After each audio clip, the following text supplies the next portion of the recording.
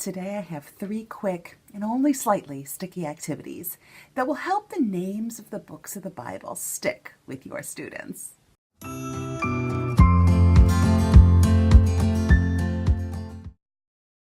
Two students square off against each other in this first sticky challenge. With a bowl of jelly beans between them, the first student picks up a piece of candy while saying the first book of the Old Testament or New Testament. The second student then provides the next book, also while picking up a jelly bean.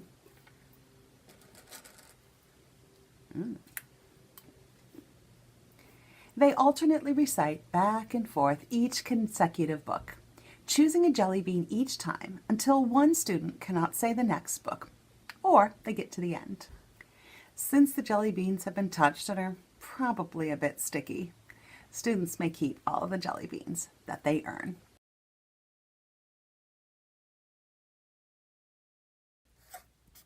Before class, write the books of the Bible on name tags, post-it notes, address labels, or anything else with a sticky back. The teacher should place a tag on the back of each student in class. The students should be encouraged to ask questions of their fellow students in order to figure out exactly what book they have on their back.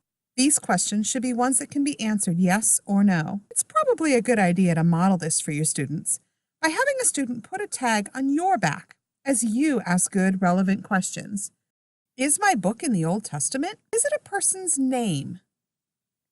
Is it a major prophet? Does it start with the letter J? Is it Jeremiah? Play should continue until all of the students have guessed their books. This is a great pre-class activity.